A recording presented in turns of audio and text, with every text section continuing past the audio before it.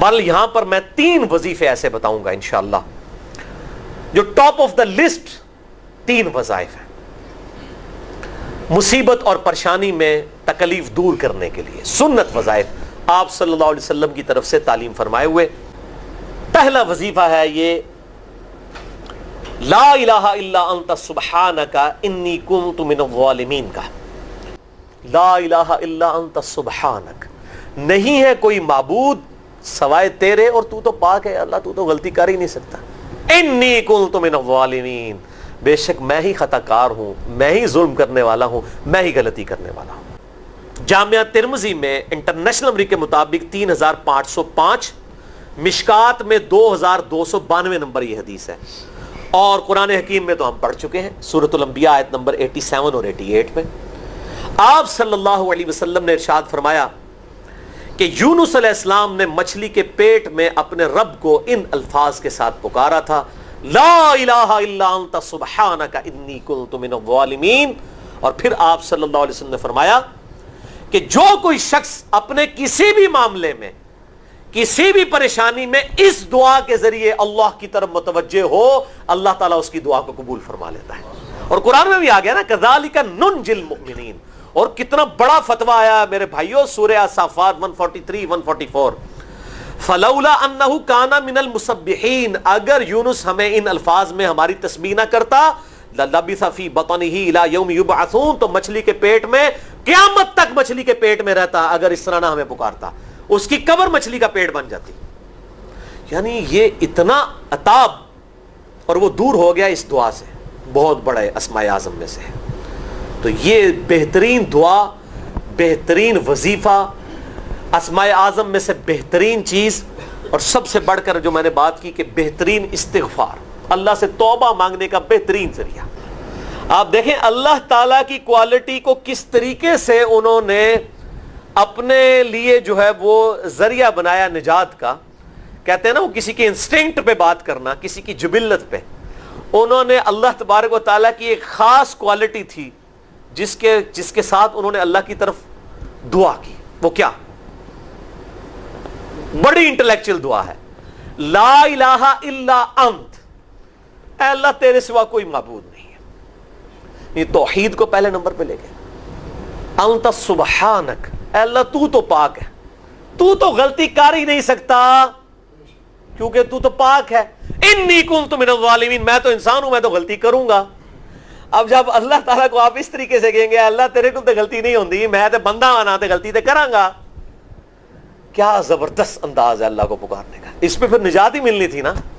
اللہ تعالیٰ کی وہ کوالٹی انہوں نے ذکر کی ہے، اللہ میں تو بندہ ہوں نا تو غلطی کروں گا نا، تجھ سے تو غلطی نہیں ہونی، تو پاک ہے، غلطی تو میں نہیں کرنی ہے نا،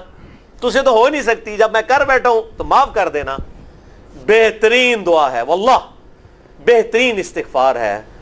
اور صحیح بخاری اور مسلم کی متفق علیہ حدیث ہے، جب آپ تشہد میں بیٹھو تو درود شریف کے بعد جو اپنے رب سے چاہو مانگو، اس میں یہ دعا بھی آپ اپنے اوپر لازم کریں۔ یہ اسماء اعظم میں سے ہے، اپنی دعاؤں میں اس دعا کو کریں۔ دعا کی قبولیت کے لیے یہ آپ سمجھیں اللہ تعالیٰ کی طرف سے کیٹالسٹ ہے، جسے ہم وہ کیمسٹری میں کہتے ہیں کیٹالسٹ، کیمیکل ریئیکشن کو تیز کرنے والا، یہ کیٹالسٹ ہے۔ لا الہ الا انت سبحانک انی کنت من الظالمین۔ دوسرا وظیفہ وہ بھی جامعہ ترمذی میں انٹرنیشنل نمبر کے مطابق 3524 نمبر حدیث ہے، لیکن ترمذی کا طریق جو ہے وہ ضعیف ہے۔ یہ میں پہلے بتا دوں، امام ترمذی نے ساتھ لکھا ہے یہ روایت کمزور ہے، لیکن ضروری نہیں ہوتی کہ روایت اگر ترمذی میں کمزور ہے تو کہیں اور وہ روایت صحیح نہیں موجود ہے۔ اس کی صحیح سند المستدرک للحاکم میں انٹرنیشنل نمبر کے مطابق 1862 نمبر موجود ہے، اور سنن نسائی الکبریٰ میں 10492 نمبر ہے، اور مشکات میں بھی 2454 نمبر حدیث ہے انٹرنیشنل نمبر کے مطابق۔ تو صحیح سند المستدرک للحاکم اور سنن نسائی الکبریٰ کے اندر موجود ہے، اور وہ وظیفہ ہے انس ابن مالک کہتے ہیں اور سعد ابن ابی وقاص کہتے ہیں رضی اللہ تعالی عنہما وعلیہم السلام کہ آپ صلی اللہ علیہ وسلم کو جب کبھی کوئی تکلیف یا پریشانی پہنچتی تو آپ صلی اللہ علیہ وآلہ وسلم ہمیشہ ان الفاظ میں اپنے رب کو پکارا کرتے ہیں۔ یا حی یا قیوم برحمتک استغیث، اے خود سے زندہ ہر چیز کو تھامنے والے، میں تیری رحمت کے ساتھ تیری مدد کا سوال کرتا ہوں۔ استغیث بولیں گے نا الف کے ساتھ، حمزہ کے ساتھ، تو یہ سنگولر کا صیغہ ہوگا، اور اگر ہم بولیں گے نستغیث نون کے ساتھ تو یہ جمع کا صیغہ بن جائے گا۔ کتنی بہترین دعا ہے، اے خود سے زندہ ہر چیز کو تھامنے والے، میں تیری رحمت کے ساتھ تیری مدد کا سوال کرتا ہوں۔ تو یہ بھی اسماء اعظم میں سے ہے۔ بہرحال یہ دوسرا وظیفہ ہو گیا۔ اب تیسرا وظیفہ جو ہے کمال وظیفہ، صحیح بخاری میں موجود ہے، انٹرنیشنل نمبر کے مطابق 4563 نمبر۔ ابن عباس رضی اللہ تعالی عنہما کہتے ہیں وعلیہم السلام، وہ کہتے ہیں کہ سیدنا ابراہیم علیہ السلام کو جب آگ میں پھینک رہے تھے نا، تو ابراہیم علیہ السلام نے اس وقت کہا تھا حسبنا اللہ ونعم الوکیل، ہم نے اللہ ہی پر بھروسہ کیا اور وہی بہتر کارساز ہے۔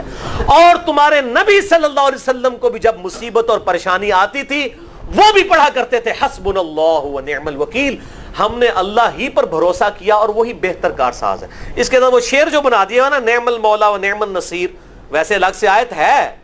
الگ سے آیت ہے، لیکن یہ شعر نہیں بنانا، بس اتنا ہی وظیفہ ہے، حسبنا اللہ و نعم الوکیل۔ اور یہ جو انہوں نے کہا کہ نبی صلی اللہ علیہ وسلم بھی یہ کہتے تھے، اس کا ذکر الحمدللہ قرآن میں بھی موجود ہے، اس سے بھی بڑھ کر سورہ آل عمران کی 173 نمبر آیت میں ہے کہ جب نبی صلی اللہ علیہ وسلم اور اہل ایمان کو یہ خبر پہنچی کہ کافر ان کے خلاف سازشیں کر رہے ہیں، تو نبی اور اہل ایمان نے پکارا حسبنا اللہ و نعم الوکیل۔ تو حسبنا اللہ و نعم الوکیل قرآن کی آیت بھی ہے، اور یہ ہے وہ آیت، وظیفہ قرآن میں آیا ہوا ہے یہ، آل عمران 173 اور صحیح بخاری 4563۔ اور مجھے بڑا وجد آیا کہ ابراہیم علیہ السلام کو جب آگ میں پھینکنے لگے تھے، انہوں نے اس وقت اللہ کو ان الفاظ کے ساتھ پکارا حسبنا اللہ و نعم الوکیل۔ اچھا، یہ جتنے بھی وظیفے ہیں نا میرے بھائیوں، ان کا فائدہ اسی وقت ہے جب آپ کو ترجمہ بھی ان کا آتا ہوگا، ورنہ آپ روزانہ جتنی مرضی تسبیح کھینچتے رہے کوئی فرق نہیں پڑے گا۔ اس لیے میرا ایک پرسنل مشورہ ہے کہ جب بھی یہ وظیفے پڑھیں نا آپ، اردو ترجمہ بے شک آتا بھی ہونا، ایک دفعہ اپنی زبان میں اس کو ریپیٹ کریں، یعنی آپ پڑھیں حسبنا اللہ و نعم الوکیل، میں نے اللہ ہی پر بھروسہ کیا اور وہی بہتر کارساز ہے۔ آپ دیکھیں یہ صوت القرآن چینل میں جب وہ عربی چل رہی ہوتی ہے، جیسے ہی وہ مراج الدین خان کا ترجمہ شروع ہوتا ہے نا، کیسے کب کبھی طاری ہو جاتی ہے، کیونکہ ہماری زبان میں بات ہو رہی ہوتی ہے نا، عربی ایویں تو نہیں قیام اللیل میں رو رہے ہوتے، ان کی زبان میں بات ہو رہی ہوتی ہے، اپنی زبان کا اثر ہوتا ہے۔ اسی طریقے سے آپ لا الہ الا انت سبحانک انی کنت من الظالمین،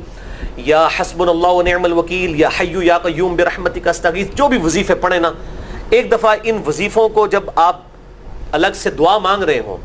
اس وقت اس کو آپ اپنی زبان میں بھی دہرائیں۔ اور اس کے لیے کوئی تسبیح نہیں کھینچنے کی ضرورت کہ آپ نے اتنے 100 دفعہ پڑھنا ہے، تسبیح تو ویسے ٹھیک ہے، وہ آپ استعمال کر سکتے ہیں، لیکن آپ چلتے پھرتے اٹھتے بیٹھتے ہر وقت جس حالت میں بھی، اور صحیح مسلم میں حدیث ہے کہ یہ جو وظائف ہیں ان کے لیے تو کوئی وضو بھی کیا، غسل بھی پروٹوکول نہیں ہے۔ اب عائشہ کہتی ہیں نبی صلی اللہ علیہ وسلم حالت جنابت میں بھی اللہ کو یاد کر لیا کرتے تھے، صحیح مسلم میں حدیث موجود ہے، جنابت والے چیپٹر میں ہر حال میں اللہ کو یاد کرتے تھے۔ اور جو قرآن میں بھی دعائیں یا اذکار آئی ہیں نا، جب آپ حالت جنابت میں بھی اس کو کریں گے نا، تو اس پہ قرآن کا حکم نہیں لگے گا۔ تو جامعہ ترمذی اور ابو داؤد میں جو حدیث ہے کہ حضرت علی کہتے ہیں نبی صلی اللہ علیہ وسلم کو حالت جنابت کے علاوہ کوئی اور حالت قرآن پڑھنے سے مانے نہیں ہوتی تھی، تو اس سے مراد قرآن کی تلاوت ہے۔ اگر قرآن کی دعائیں جیسے ہیں بسم اللہ الرحمن الرحیم، یہ بھی تو قرآن ہے، سبحان اللہ بھی تو قرآن ہے، الحمدللہ بھی تو، یہ اذکار جو ہے نا، جب آپ اذکار کی نیت سے پڑھ رہے ہوں گے پھر یہ قرآن نہیں شمار ہوں گے، ذکر شمار ہوں گے، اور اس کے لیے نہ وضو پروٹوکول ہے اور نہ غسل کا ہونا ضروری ہے، ہر حال میں اللہ کو یاد کر۔